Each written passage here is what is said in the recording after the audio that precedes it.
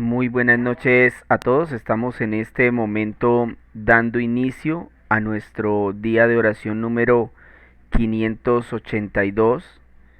Es una gran bendición de parte de nuestro Señor, de nuestro gran Dios, que nos permite reunirnos en torno a este grupo de oración.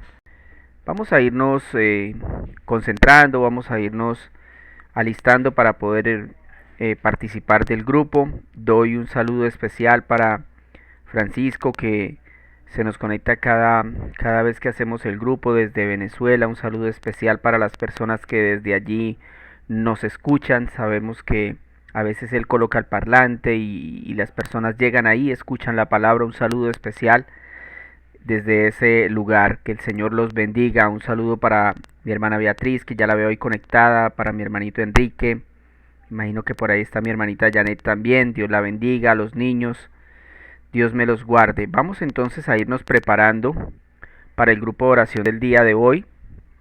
Recordarles que estamos haciendo una lectura de la Biblia capítulo a capítulo y que hoy nos encontramos en el capítulo 11 del segundo libro de Reyes. Para que usted esté atento, Segunda de Reyes, capítulo 11.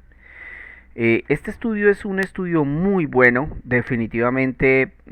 A mí, que he tenido la oportunidad y la bendición de leer la Biblia varias veces completa, eh, este estudio ha sido diferente. O sea, este estudio a mí me ha ayudado muchísimo a aclarar dudas, a entender mejor la palabra, y lo animo a que no se pierda ninguno de los capítulos. Como les decía ayer, redujimos el grupo de 5 sesiones que teníamos en la semana a solamente 3. Entonces ponga empeño y no falte a ninguno de esos 3 días en los que vamos a estar estudiando la palabra, si Dios lo permite, durante todo este año.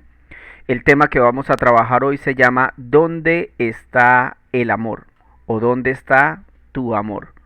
Es una pregunta que debemos lanzarnos todos a nuestro intelecto. ¿Dónde está nuestro amor? ¿En qué estamos poniendo nuestra fuerza, nuestro deseo, nuestro amor? ¿A qué le estamos dando nuestra confianza? Es más o menos eso. Vamos a dar un espacio para que las personas que no han visto el anuncio lo puedan ver y puedan ingresar y empezar a participar. Recordemos, es muy importante darle compartir, darle me gusta, para que lleguemos a otras personas, dentro de lo posible, que sean personas que no conozcan a Jesús, personas que estén apartadas del Señor.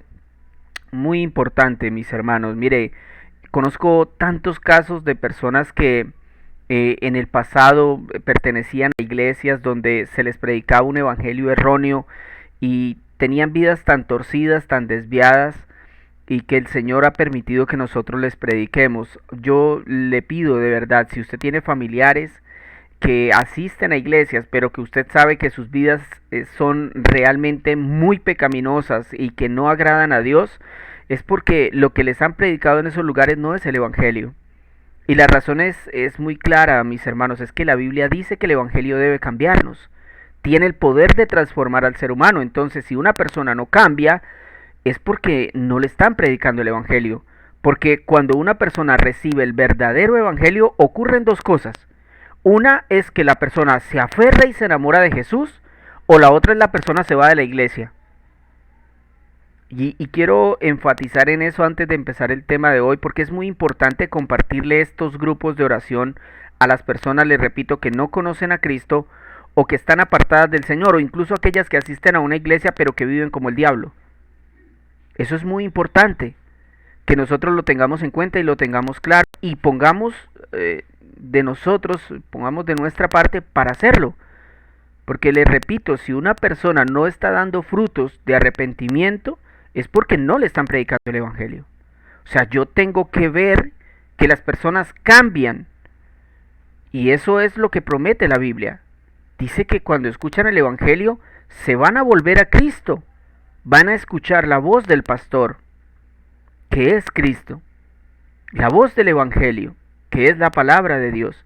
Pero si las personas escuchan cosas raras, pues nunca se van a convertir. Entonces ahí ya sería prueba de que definitivamente están escuchando un evangelio diferente. Vamos entonces a orar, mis hermanos. Creo que dimos el tiempo suficiente para que las personas que no habían ingresado lo pudieran hacer. Oremos entonces al Señor, pídale que le dé entendimiento, pídale perdón si es que usted ha pecado el día de hoy, pídale que le ayude en lo que usted necesita. Vamos a orar. Amado Señor, bendito Salvador nuestro, ponemos toda nuestra confianza delante de ti en esta noche, Señor, para que tú nos instruyas, nos guíes y nos bendigas a través de tu santísima palabra, Señor. Sabemos que nosotros no podemos acercarnos delante de tu presencia, así como Moisés tenía que dar su espalda a ti, Señor, porque tu santidad lo podía matar, Señor. Nosotros, si no es por tu Hijo Jesús, no podemos acercarnos a ti. Hoy lo podemos hacer, Señor. Te damos gracias por ese plan perfecto en el que tú has decidido nuevamente habitar en los hombres, como era en el principio, como era antes de que Adán y Eva pecaran, Señor. Hoy te pido, mi Dios, que habites entre este grupo de oración, Señor, que nos acompañes de principio a fin, que bendigas las vidas de aquellos que nos van a escuchar, Señor, que tú proveas conversión, arrepentimiento, fe, Señor, que tú proveas todo lo necesario para que las personas que nos escuchan por primera vez puedan transformar sus vidas. Señor, ayúdame a leer correctamente tu palabra, a interpretarla de manera perfecta, Señor, para la gloria de tu santísimo nombre. Señor, permite que este tema transforme vidas y nos lleve a ser mejores cristianos. Amado Señor, te pedimos perdón por nuestros pecados, te pedimos nos perdones y nos limpies por medio de la sangre de tu Hijo Jesús. También, Señor, te clamamos a ti para que tu Espíritu Santo nos acompañe durante este día, Señor, durante esta noche, podamos entender tu palabra correctamente y llevarla a la práctica en nuestras vidas. Señor, esto te lo pedimos en el bendito nombre de Jesús. Amén y amén. Dice Segunda de Reyes 11 así: Cuando Atalía, madre de Ocosías, vio que su hijo había muerto, tomó medidas para eliminar a toda la familia real. Pero Josaba, que era hija del rey Jorán y hermana de Ocosías, raptó a Joás, hijo de Ocosías, cuando los príncipes estaban a punto de ser asesinados. Metiéndolo en un dormitorio con su nodriza, logró esconderlo de Atalía, de modo que no lo mataron. 6 años estuvo Joás escondido con su nodriza en el templo del Señor, mientras Atalía reinaba en el país. En el 7º año, el sacerdote Joyadá mandó llamar a los capitanes, a los quereteos y a los guardias, para que se presentaran ante él en el templo del Señor. Allí, en el templo, hizo un pacto con ellos y les tomó juramento. Luego les mostró al hijo del rey y les dio estas órdenes: hagan lo siguiente: una tercera parte de los que están de servicio el sábado vigilará el palacio real, otra tercera parte la puerta de sur y la otra tercera parte la puerta detrás del cuartel. Harán la guardia del templo por turnos. Los 2 grupos que están libres el sábado protegerán al rey en el templo del Señor. Arma en mano, rodeen por completo al rey, y si alguien se atreve a penetrar las filas, mátenlo. No dejen solo al rey, vaya donde vaya.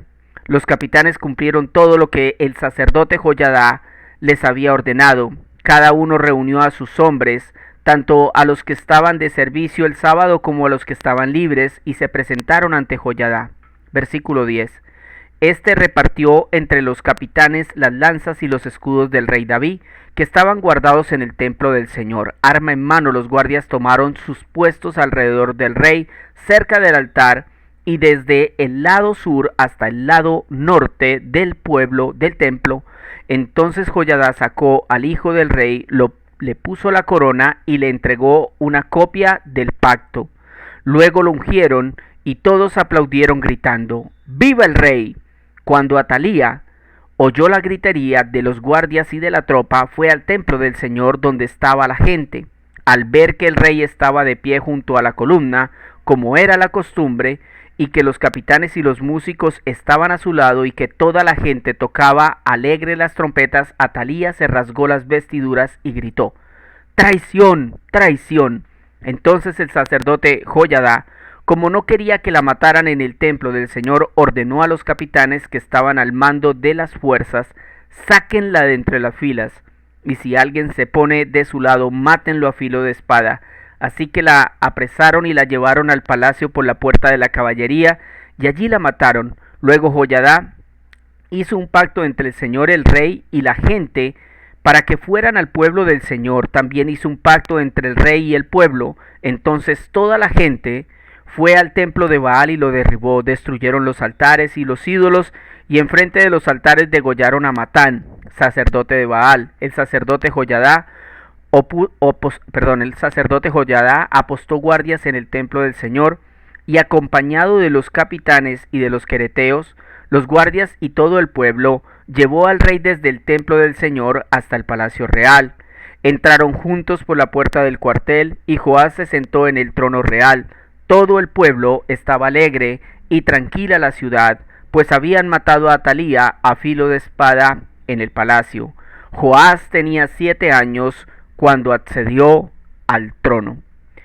Hemos terminado la lectura de este capítulo 11, mis hermanos. Es un texto que, digamos, que viene consecutivo con el anterior, y vamos a ver lo que nos está tratando de decir este relato. Existen pasajes en la Biblia que definitivamente solo se pueden entender cuando los estudiamos minuciosamente, porque al leerlos nos pueden entrar preguntas como ¿quién era Atalía?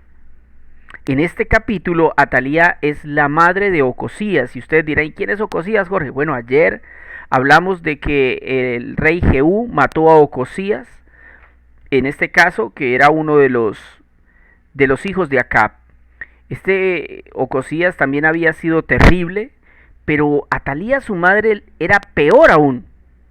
Porque yo no sé si usted escuchó la lectura, pero lo primero que hace Atalía cuando muere su hijo Ocosías, cuando se entera que Jehú ha matado a Ocosías, es mandar a matar a toda su familia.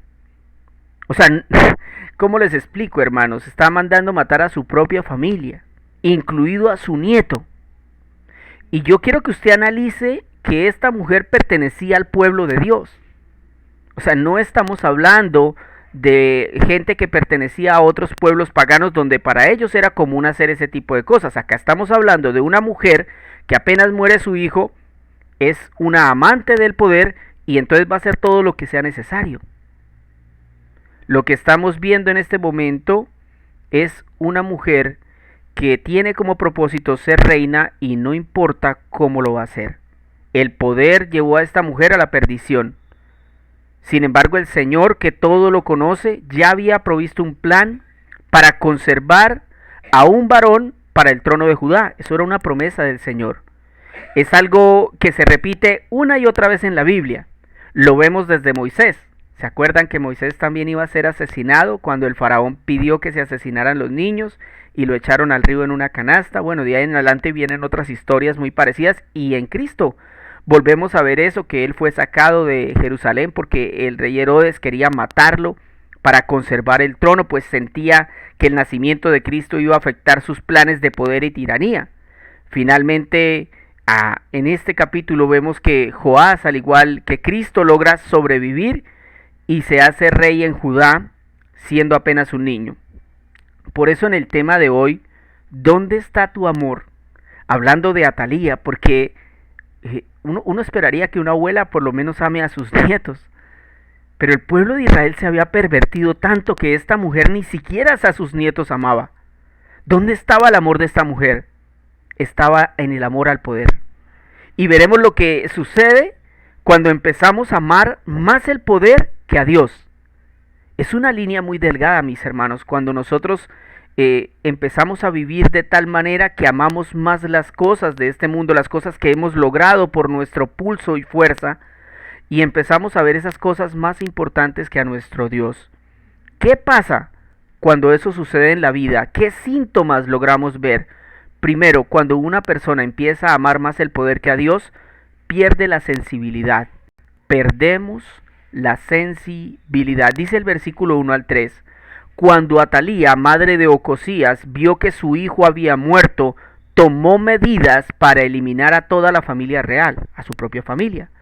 Pero Josaba, que era hija del rey Jorán y hermana de Ocosías, raptó a Joás, hijo de Ocosías, cuando los príncipes estaban a punto de ser asesinados, o sea que aparte de Joás habían otros nietos a los que mató. Logró meterlo en un dormitorio con su nodriza, logró esconderlo de Atalía, de modo que no lo mataron. Uno solo quedó vivo, mis hermanos. Versículo 3. 6 años estuvo Joás escondido con su nodriza en el templo del Señor, mientras que Atalía reinaba en el país.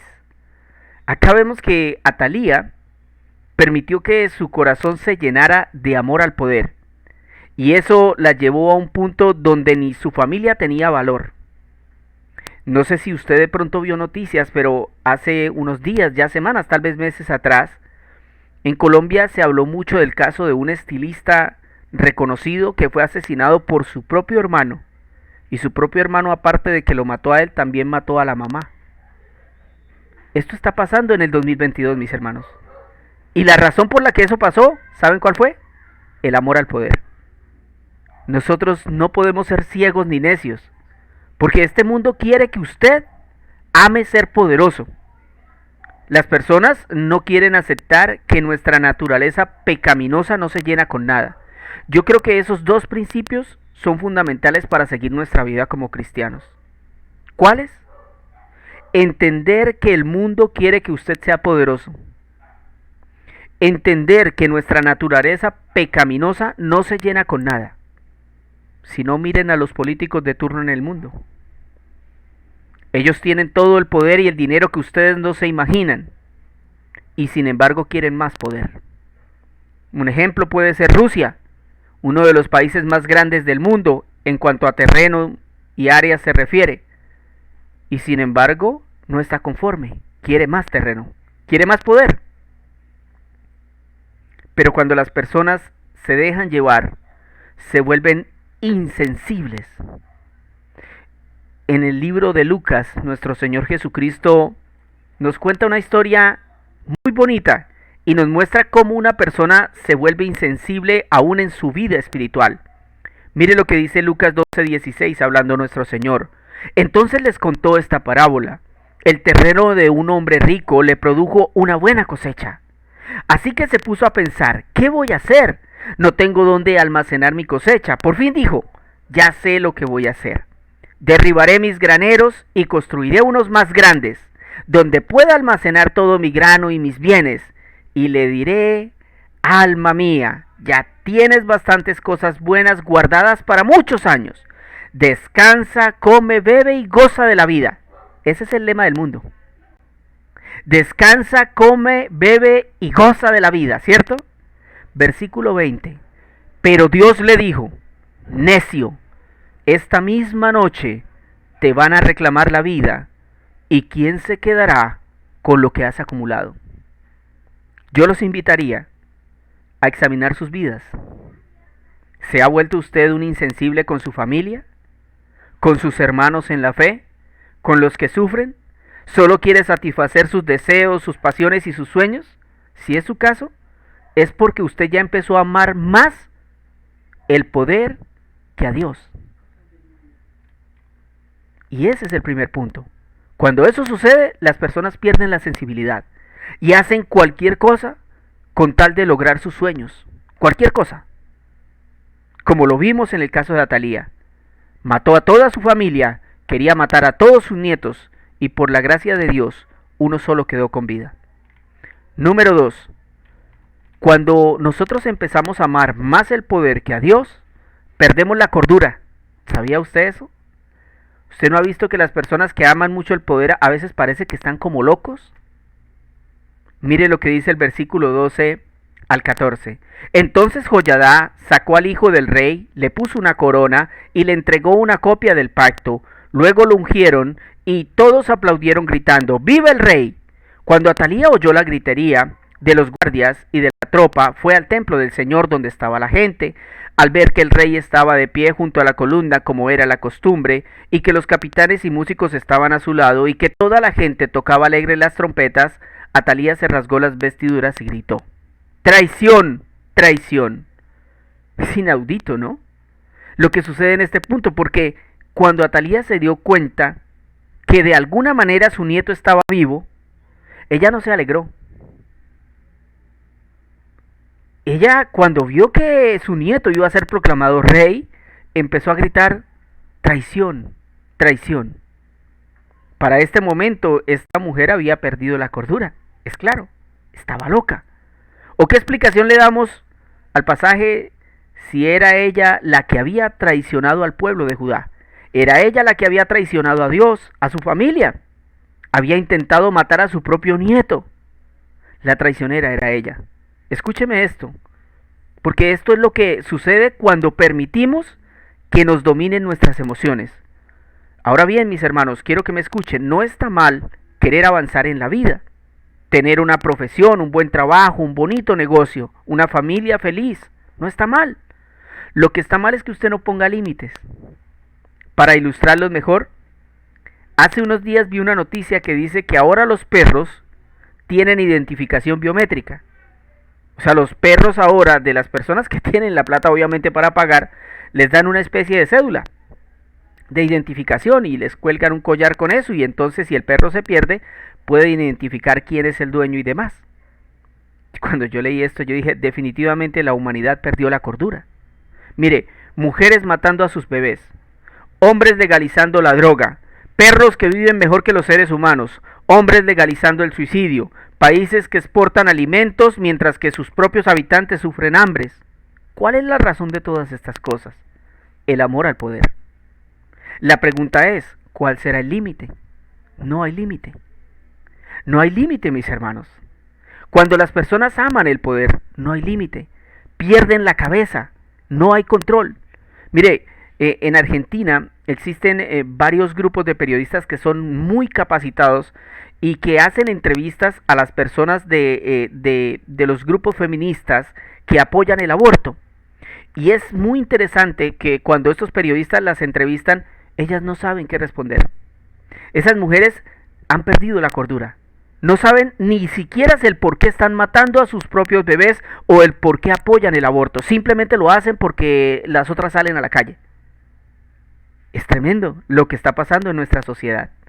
Cuando nosotros amamos más nuestros propios deseos, nuestras ganas de hacer cosas, entonces empezamos a pasar por encima de los demás. Hemos visto entonces que cuando una sociedad o un pueblo o el pueblo de Dios empieza a amar el poder, perdemos la sensibilidad y también perdemos la cabeza, perdemos la cordura. Por último, perdemos la vida. Y con ese punto finalizamos. Versículos 16 al 18. Cuando nosotros empezamos a amar más el poder, también podemos llegar a perder la vida. Mire lo que dice el versículo 16 al 18. Así que la apresaron y la llevaron al palacio por la puerta de la caballería y allí la mataron.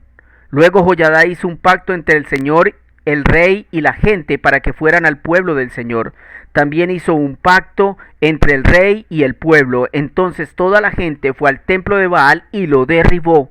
Destruyeron los altares y los ídolos, y enfrente de los altares degollaron a Matán, sacerdote de Baal. El sacerdote Joiada apostó guardias en el templo del Señor. Es importante ver cómo la amistad que se había establecido entre Israel y Judá había producido frutos, pero de condenación. Recordemos que capítulos atrás Israel y Judá se estaban enfrentando, pero ahora se habían unido. Ahora se habían unido. Después de que Jehú asesinó a estos, entonces se estaban uniendo. Pero es interesante que se unieron para hacer cosas que ofendían a Dios, porque ya no era solo Israel el que practicaba la adoración pagana, sino que según el texto en Judá estaban siguiendo el mismo ejemplo. Aunque Jehú, como habíamos visto ayer, destruyó en algunas ciudades esa adoración, habían otras que lo seguían haciendo. Y bueno, fue por esa razón que Jehú mató a Ocosías.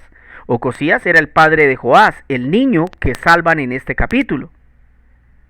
Porque Jehú sabía que habían instituido la adoración al dios Baal y que eso era la razón por la que Dios estaba castigando al pueblo.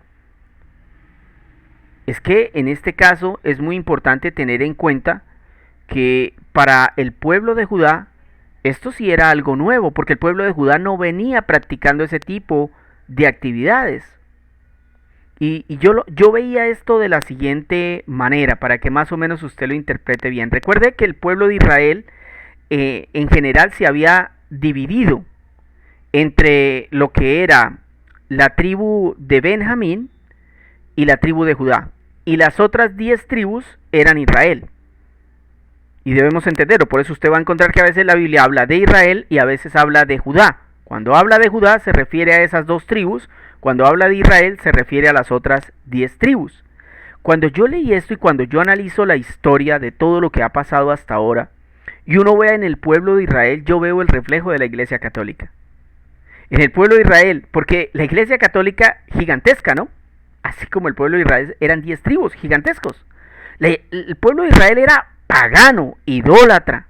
En cambio, cuando usted ve a Judá, Judá es como la iglesia protestante, cristiana, que ha tratado de mantenerse fiel a la palabra de Dios, pero que al día de hoy ha sido permeada por doctrinas humanas, que le enseñan a las ovejas a ser amadoras de sí mismas, como lo era Talía.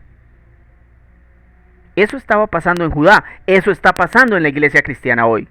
Lo que debemos extraer para nosotros de la vida de esa mujer es su final. Terminó muerta, porque su amor al poder la dominó. Sin embargo, fíjense que en el mismo contexto, el Señor nos da esperanza. ¿Por qué? Porque en el mismo contexto, cuando el pueblo vio eso, reaccionó. Si ustedes leen los versículos que les acabé de mencionar hace un momento, cuando ellos, después de que mataron a Talía, y que el sacerdote Joiada habló con ellos, ellos hicieron un pacto y fueron y destruyeron los altares y destruyeron al sacerdote de Baal. Eso quiere decir que cuando Dios ejerce castigo, van a haber personas que van a reaccionar.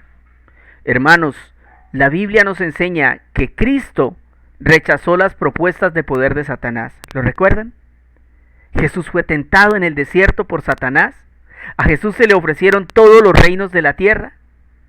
Y Jesús, siendo el ser más poderoso del universo, no obedeció a las tentaciones de Satanás. ¿Saben qué hizo Jesús? Jesús se hizo siervo. ¿Saben ustedes lo que es un siervo? Según el contexto bíblico, el siervo era la condición más baja de la sociedad judía. Y es por eso que Cristo dijo en Mateo 16:25, para que nosotros podamos tener un mejor contexto acerca de lo que significa amar el poder en lugar de a Dios. Nosotros debemos amar a Dios por encima de todas las cosas. Mire lo que dice Mateo 16:25 al 26.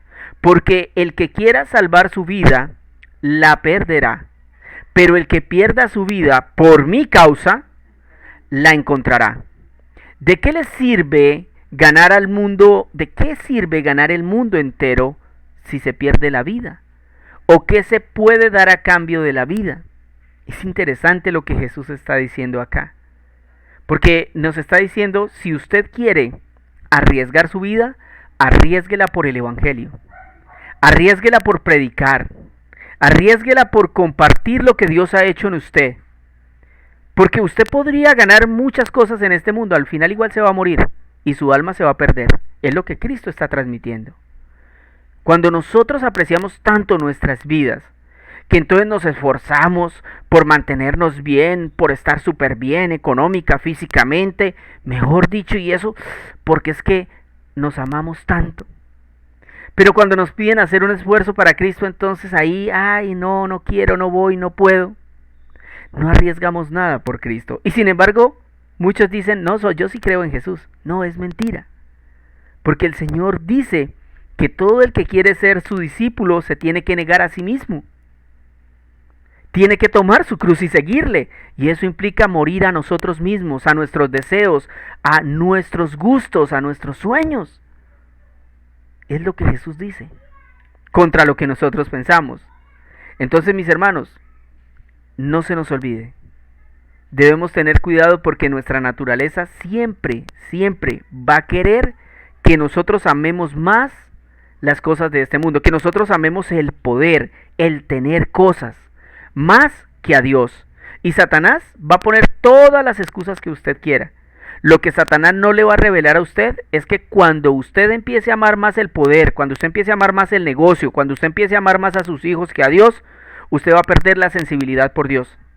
Usted va a perder la cabeza y usted va a terminar perdiendo su vida, su alma.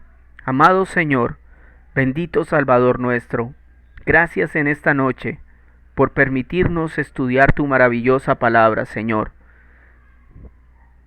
Sabemos, Señor, que estas palabras que tú has traído a nuestra mente, a nuestro corazón estos días, han sido difíciles, Señor. Hoy tal vez la palabra no es tan fuerte, pero sí es una palabra que nos anima, Señor, para poder ofrecerte nuestra vida como un sacrificio. Que así como nosotros tantas veces, Señor, hemos puesto nuestro esfuerzo para hacer cosas que en este mundo se nos han pedido, Señor, tal vez para montar un negocio, para trabajar en una empresa, para desarrollar un examen, para terminar una clase o para hacer un estudio universitario. Y ponemos tanto esfuerzo y tanto ahínco, Señor, hoy tú nos pides a nosotros que nos esforcemos por tu reino, Señor. Que así como finaliza este capítulo donde el pueblo de Israel derriba los altares a Baal y empiezan a adorarte correctamente, que asimismo nosotros abandonemos nuestros altares, abandonemos nuestro amor al poder, nuestro amor a tener cosas, porque si no lo hacemos definitivamente estaremos afectando nuestra comunión contigo y será muy peligroso. Señor, yo te pido perdón por todo el tiempo en el cual nosotros hemos dedicado más tiempo a desarrollarnos personalmente que a desarrollarnos espiritualmente, Señor. Eso muestra que nuestro amor al poder es mucho mayor que nuestro amor hacia tu Hijo Jesús. Hoy, Señor, te pedimos que cambies esa balanza, que en nuestro corazón y en nuestra mente siempre estés primero tú, Señor.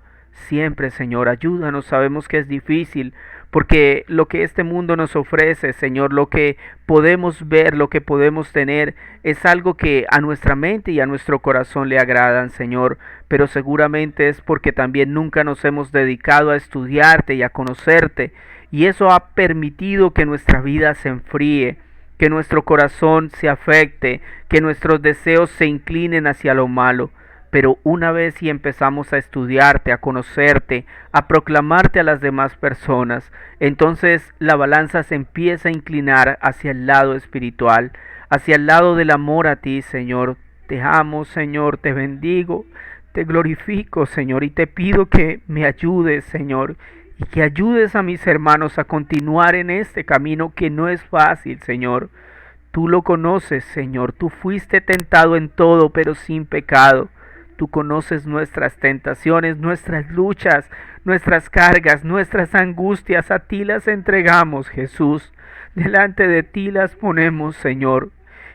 Ayúdanos, Señor, para que nosotros podamos tomar buenas decisiones en nuestra vida diaria, para que nosotros cada día nos parezcamos más y más a ti, Señor.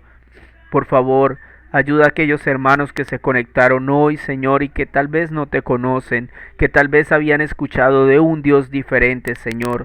Tú que provees todas las cosas, Señor, te pido que convenzas a aquellos que nos escuchan, Señor, a aquellos que no te conocen. Que tú hagas esa obra maravillosa para que concedas no solamente el arrepentimiento, sino también la fe, para que puedan creer en ti para vida eterna, Señor, porque a ti te ha placido dar a tu Hijo unigénito, mostrando así tu amor, para que todo aquel que ponga su fe en Cristo no se pierda, sino que pueda vivir eternamente. Señor amado, hoy ponemos nuestra confianza en ti, Señor. Pido y clamo por aquellos que tienen familiares enfermos, que tienen angustia, que tienen necesidad.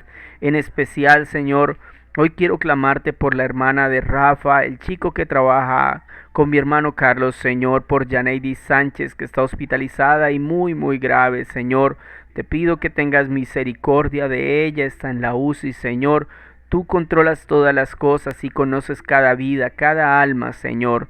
Te pido, Señor, que si este milagro tú lo quieres hacer para la gloria de tu santo nombre, tú lo hagas, Señor. Pero sobre todo, Señor, te pido por la conversión de Rafa, de su esposa, aún de mi hermano Carlos, Señor. Te pido que ayudes a esta familia para que te conozcan a ti, el único Dios verdadero, Señor, para que puedan escuchar tu palabra y a través de ella transformar sus vidas, Señor.